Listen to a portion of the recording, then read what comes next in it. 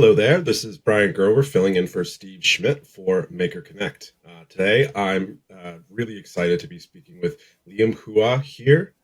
He's here with me to talk everything negotiations. He's currently heading up procurement at Rippling and was formerly head of sourcing at Hopin. So I'm super excited to hear everything that Liem you've got to talk about, and just want to welcome you to the show. Thanks for having me, Brian. Absolutely. So there's always like kind of that apex moment when it comes to negotiations where like you realize, oh, this is something that I should take seriously. Could you walk our listeners through the first time that you kind of realized, oh, I need to really focus on this? This is a valuable skill set. Yeah, absolutely. I mean, I think there's been different apex moments in my career. I think the one where I thought to myself I really had to take it more seriously than other times is probably when I joined.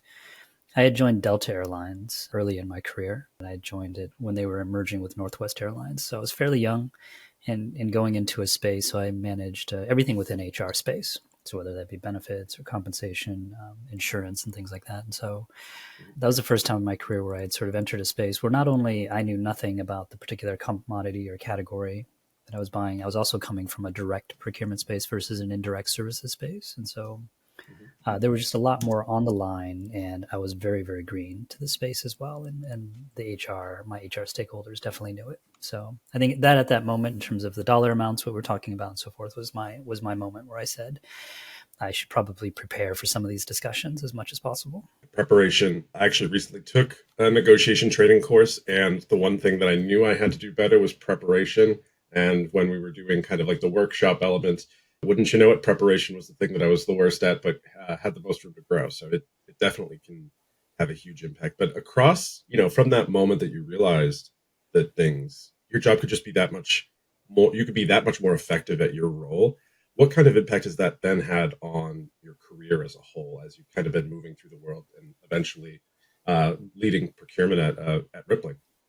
Yeah, absolutely. Well, the exercise at Delta that's sort of been the exercise on all my future roles was, within the HR space, you could be running from a health insurance meeting to, a disability meeting to a 401k compensation meeting to, flu vaccinations, you name it, sort of running the gamut across those subjects. And they're all very different, somewhat related, but very different. And so you really have to retune yourself from deal to deal, conversation to conversation to figure out what's going on. And that's what happens in negotiations. Well, you really have to retune yourself on the spot very quickly as things go. And it's really made an impact on my career because as a procurement function, you actually spend, at least in my mind, very little time in active negotiations and most of your time in administrative work, which is not common, not something that people actually think of when they think of procurement. But it really helps you tune sort of like when you do have to do active negotiations, and it is from sort of category to category, spot on, it's a really good muscle sort of training for yourself. And particularly for me, which I've sort of done startup after startup for the last several gigs, it's really helped me sort of step in the door in my career in a startup environment and be able to go from subject to subject to subject and be successful at it and somewhat make a small name for myself in that space for something that you actually spend very little time doing, but you're most known for as a function, if that makes sense. I also come from the startup world, and I've told you we talked off camera about what that has looked like in the marketing world. But in fast-paced business environments, especially startups, like there's always this push and pull between we need to move fast, but we need to move accurately. So how do you think through balancing that need to move quickly, but reduce the risk, reduce the risk for the organization? That's usually actually just what you said is usually what you anchor on, right? If you need to move fast for the business, if you need to move fast for the product, for whatever reason, then you will generally anchor on how much risk can you take, whether that be a shorter agreement or some sort of out, just because you don't have enough information to make a good deal, if you make sense, right? I mean, a good deal can be defined in a lot of different ways, but if you just don't have enough information to know whether or not it's going to be a good deal, then you always have to trust who you work with, your business partners who are saying there is a need for X, Y, or Z, and you control what's in front of you, which oftentimes is the terms of the agreement, whether that be the price or the terms. And the terms will generally be as flexible as possible to accommodate, maybe, a quote unquote bad deal you're taking. Right.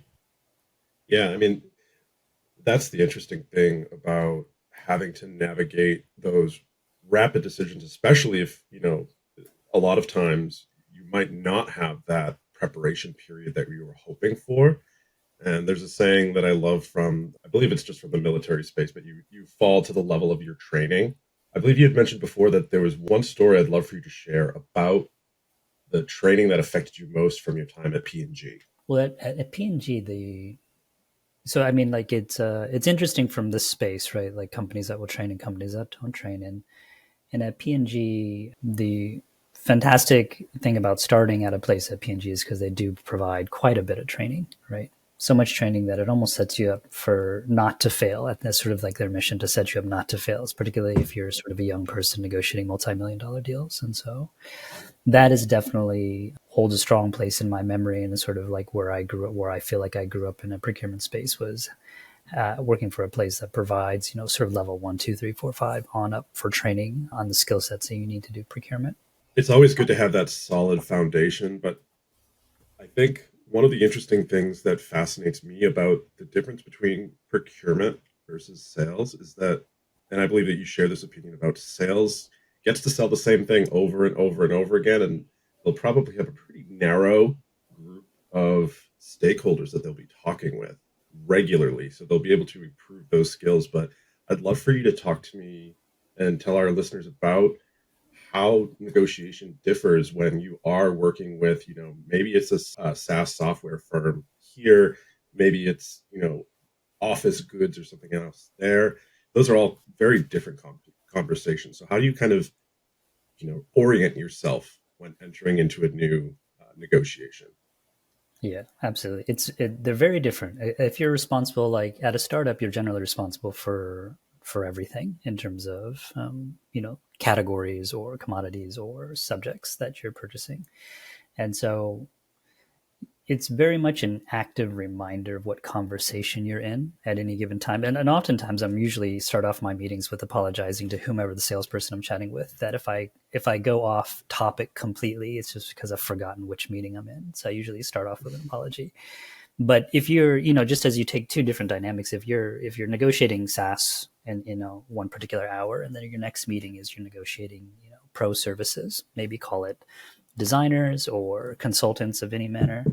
Those are very two different things to be chatting about, right? Because from like a SaaS environment, you know that people have got margins, you know that people have a product that they need to repeatedly sell over and over and over again. And there's a certain approach you can take to that. And then when you switch to something that's people related, labor based, you're much, there's always a conversation from at least the sales side on the value, right? What is the value you're getting from what we're trying to sell you? But when it comes to people, it's a much more sensitive subject, if you will. And it's something that you have to be mindful of because people perceive their own value differently.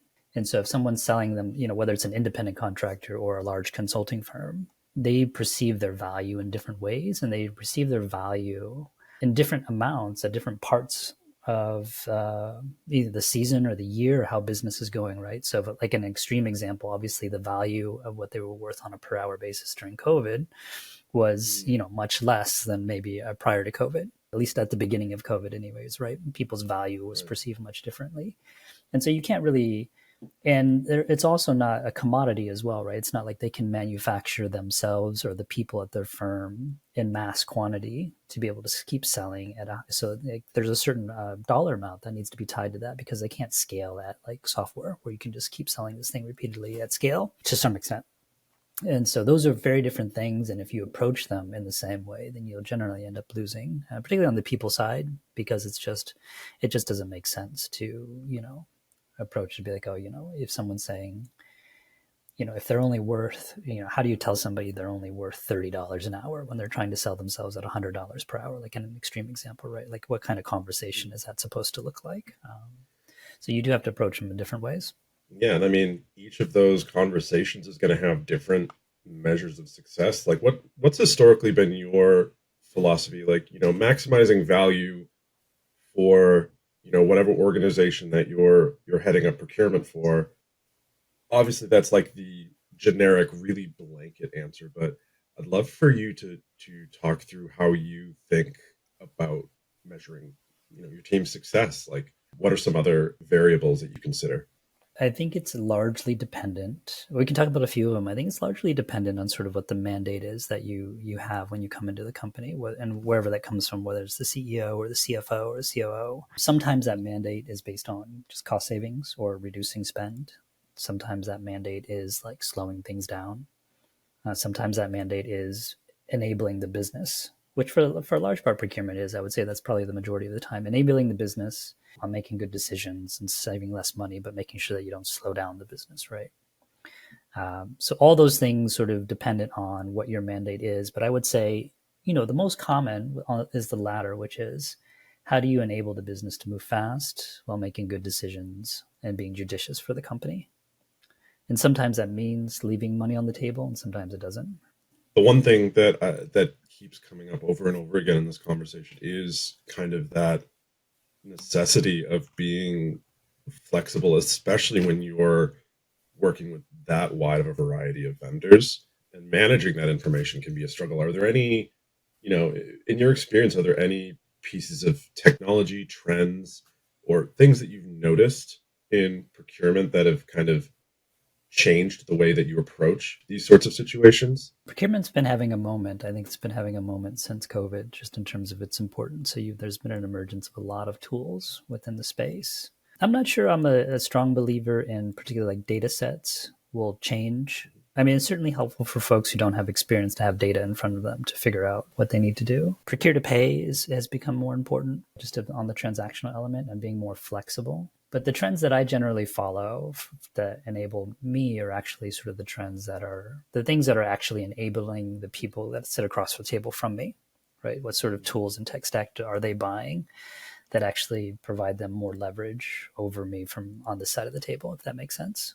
Which is quite a bit. AI has been having a large moment. Anything that gathers intelligence around, maybe even me specifically as a person and like my approach to things and things like that, right? And so those things I generally pay a little bit more attention to, but certainly anything that facilitates the administrative work of procurement has been a strong lever for a lot of people.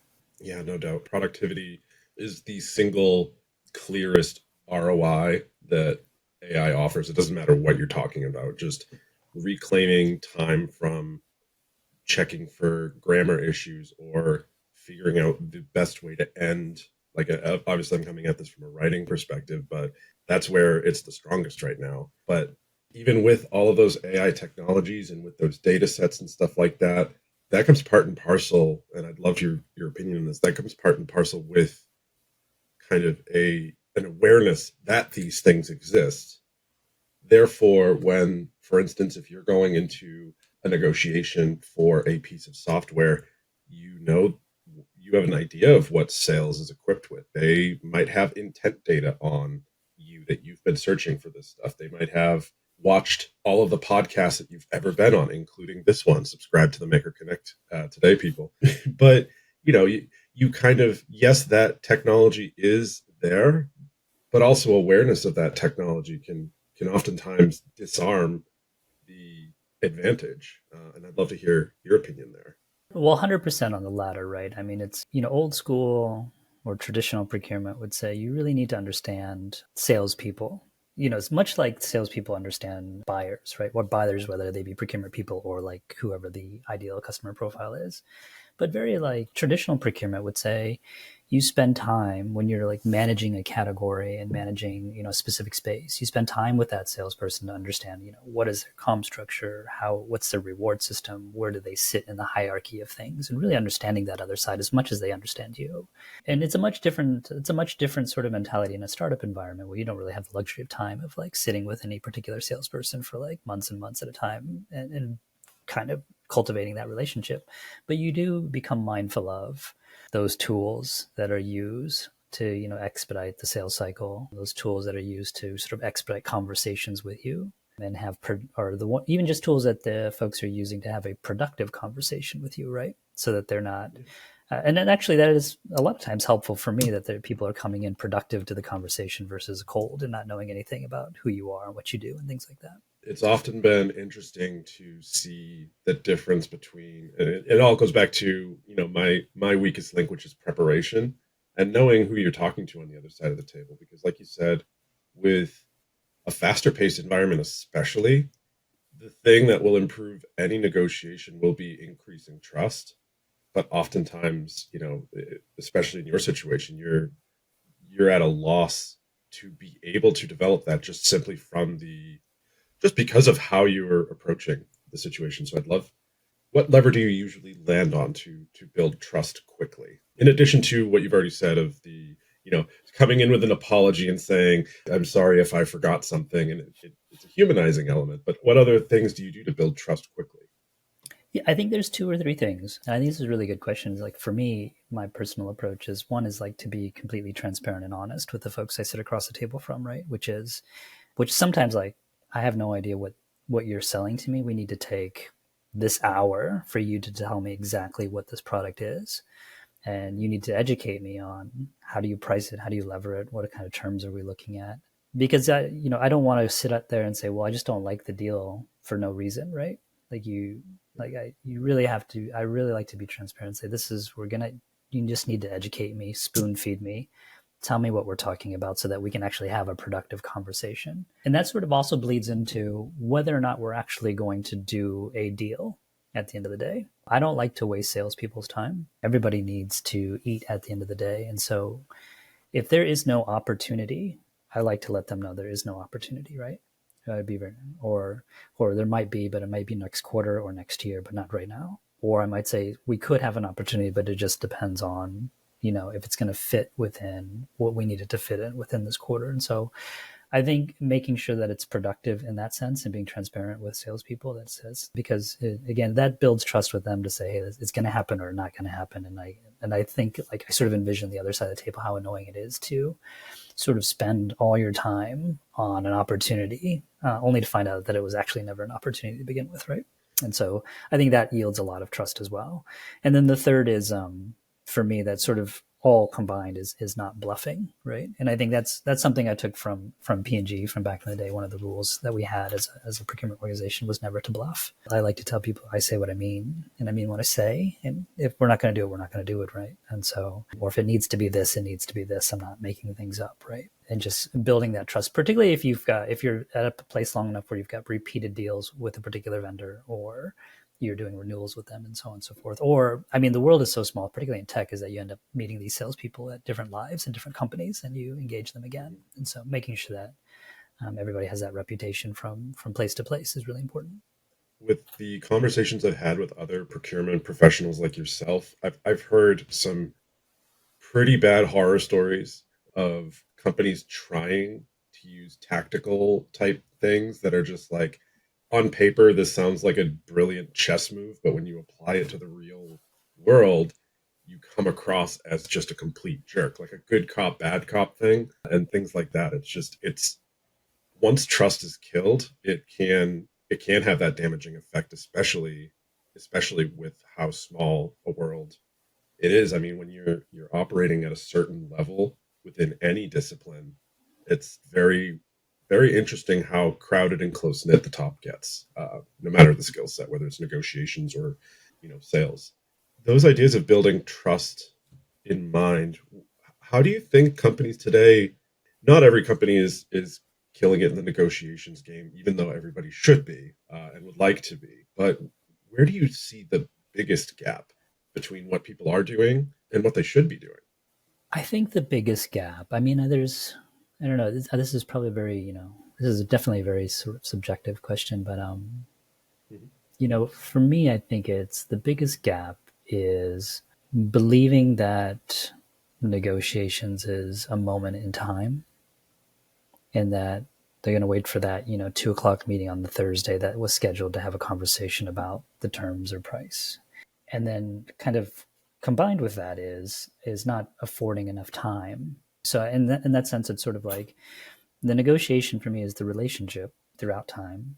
And it's not that 2 o'clock meeting on a Thursday or whatnot. And if you wait till 2 o'clock on the Thursday, you don't have enough time, right? And affording yourself what that needs to look like, right? I think that's the biggest gap because people believe it's this we will negotiate when the time comes, but the time is always there. If you're always negotiating, and that's the biggest gap. And And that's just a perception of what like negotiation means, according to people. Some people aren't trained negotiators at the end of the day. They're just sort of in a position in which they have to negotiate, and that's sometimes the gap as well. And maybe like people don't perceive vendor management or negotiations as a part of the function, which the reality is, most business functions deal with vendors. Most business functions are manage those vendors. And so, I think the more that companies can say, that is a part of your function. And if that is not part of your training, perhaps, we should provide you training in that respect, depending on the size and scale, of course, or if there's no procurement team.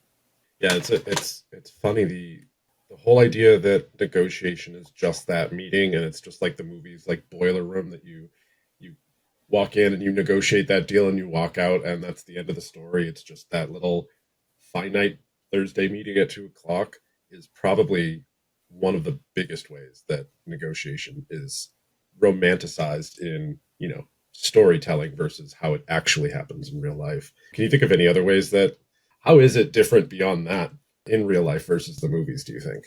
Yeah, I will. If I sort of piggyback on what I was saying, because sometimes it is you get those moments where you do sort of have a romantic movie scene where you just crushed, a particular meeting, negotiation, but believing that you'll crush it in that moment, in that day, and just stepping into a room is where it is too far, right? So if I piggyback how I said, like, you have to cultivate what that meeting is going to look like in advance, whether that be through mini conversations that lead up to the larger one or by some other manner of preparation to get to that moment there. And I think that's where, that moment is all people care about seeing at the end of the day. They want to see that end result. They want to see the sort of climactic moment. And that's what you get to see in the movies. And sometimes, honestly, it does happen and it's an amazing moment, but is usually a very long drawn conversation. And I would tell you probably, I would if there are a bunch of salespeople in this room and talking with us now, I'd say how many of you raise your hand that had,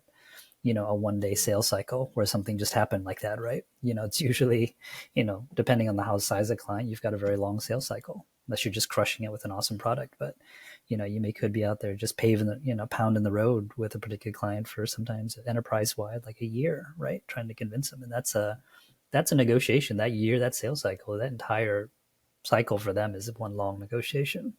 The concept in sales is that money is in the follow up. There's still dozens and dozens of studies that are saying like most salespeople are never following up, and that's kind of the reverse side of the negotiations when working with procurement people is that you've got so much going on that the salesperson that doesn't follow up, there's not going to be any relationship or follow up conversation because I mean as important as time is to negotiation, it's still a finite resource that needs to be managed, like in prioritizing.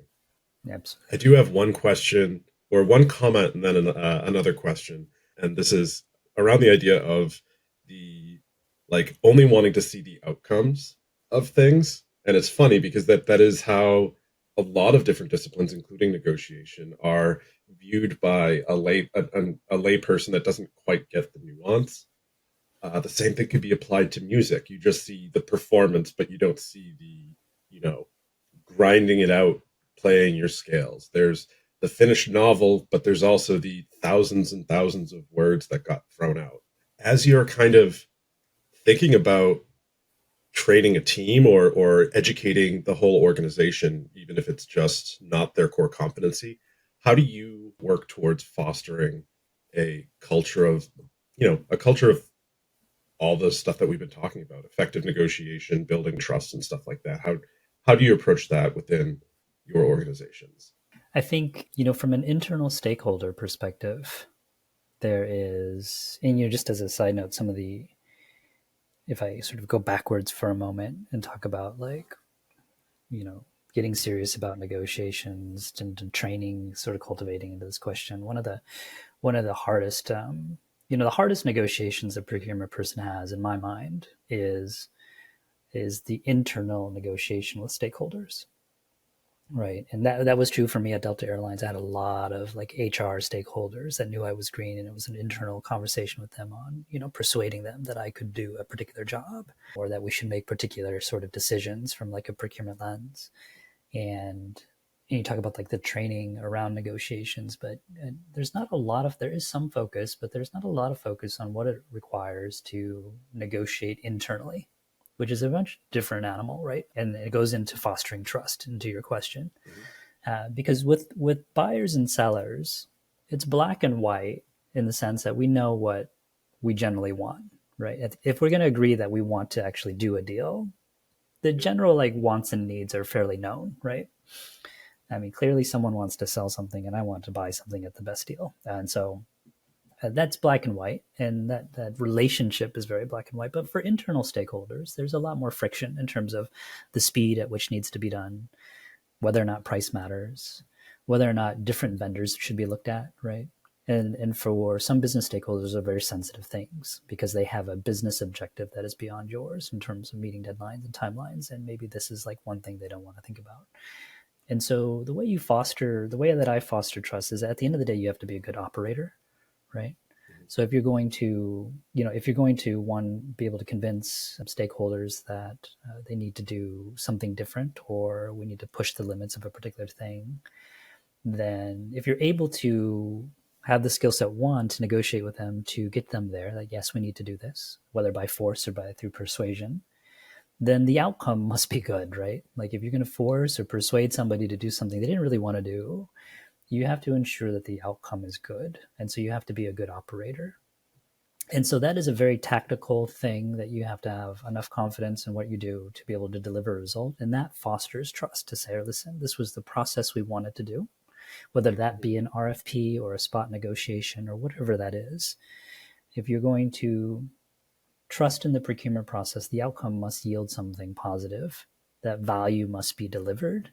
And that fosters trust sort of over and over again. And it's not a singular thing, but you must be able to do it repeatedly and by majority at the time and wherever you are. That fosters that trust. And then people see sort of systematically the results of that over time. And then you build that trust over time again and again. And then it's sort of like, you've basically turned on the faucet and now your customers just come back to you over and over again. But that's my personal approach and thoughts to it.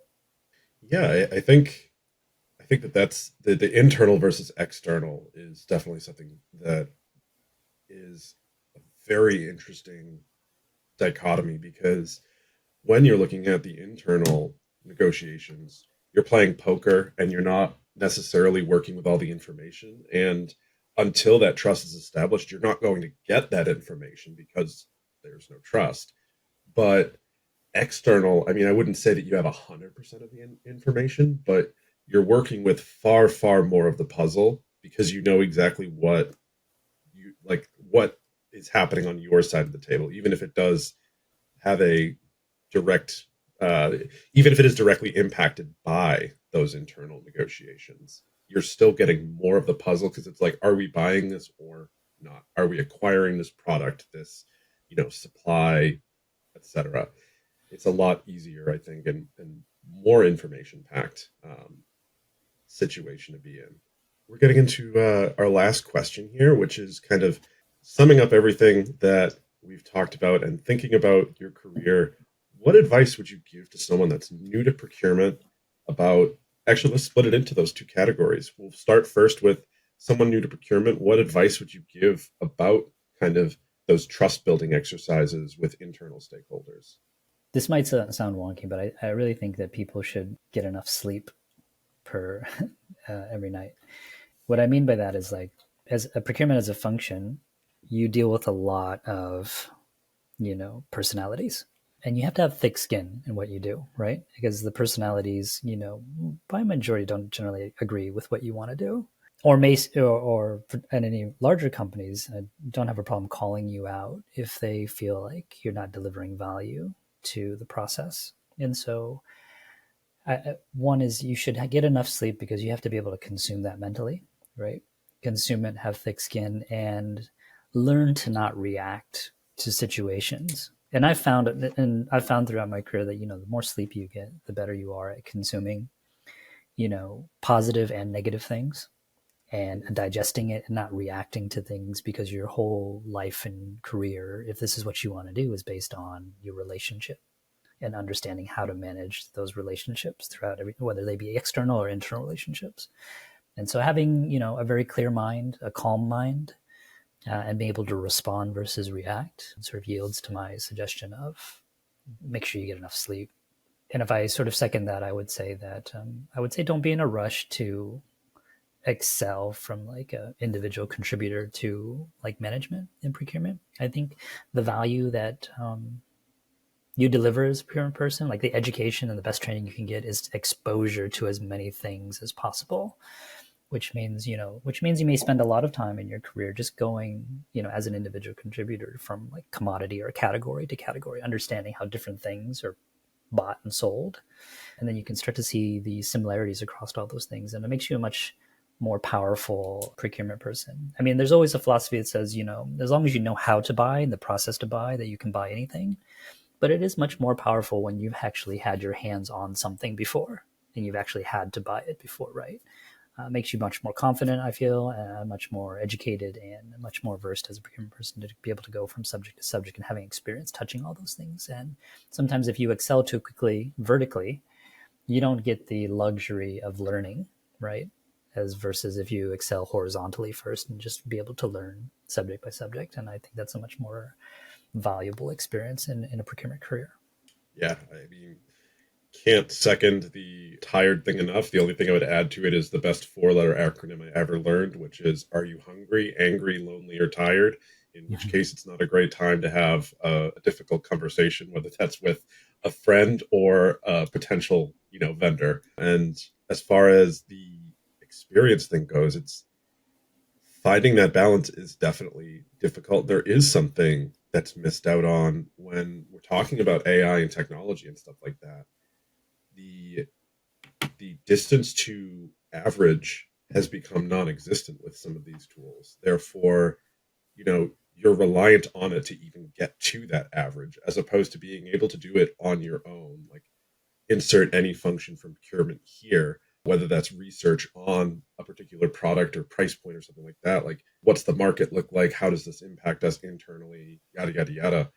You can get all that information much quicker using an AI tool, but you're not getting the experience that's going to kind of teach you to differentiate between a good decision and a bad decision, a good deal, a bad deal, a good position, a bad position, who has the power in the negotiation, et cetera, et cetera. So yeah, I think that you make a really, really good point about experience there. And then the last part of the last question is advice for kind of from an external state, like dealing with external stakeholders. What advice would you give there? Right. Like advice to procurement people on dealing with the vendor Yep. side. Don't think of the folks who sit across the table from you as or someone who is negotiating with you. I mean, good salespeople want to educate you on what they're selling, right? And you should 100% leverage those people across the table from you to educate, to learn more, to understand more about everything that they would choose to tell you about, right? And I wouldn't even think about that as a means of trying to get leverage over them, because they're just most people are an open book. Like, what do you want to know about what I'm trying to sell? Tell you anything? I would say is like a learning experience, right? I mean, part of your compensation, I think, in your role is what experience do you gain from it at the end of the day. And if you are in a luxury position, I feel like in like procurement where you buy a lot of different things, to have sort of a hour by hour education from various people about particularly things that they're trying to sell, I think is really a beautiful thing. And so think about, take all you can from those people, let them educate you on everything, ask them questions, lots and lots of questions. That's what I would say. Absolutely. Liem, thank you so much for your time. To the Maker Connect audience, thank you for listening to today's talk. I hope that you got a whole lot of lessons from Liem. Thanks so much for the time. Really appreciate you being on the show today. And I didn't write down an extra, so That's this is right. my That's bad. right. I wrote down everything else, but this is where I failed in my preparation, which I've said before. Liem, once again, thank you so much for having you on the show. This has been another episode of Maker Connect. Be sure to check out the full episode over on YouTube or wherever you get your podcasts. yeah, we've got dozens of other conversations with other procurement and sales professionals. So be sure to check out our full list. Thanks so much for listening.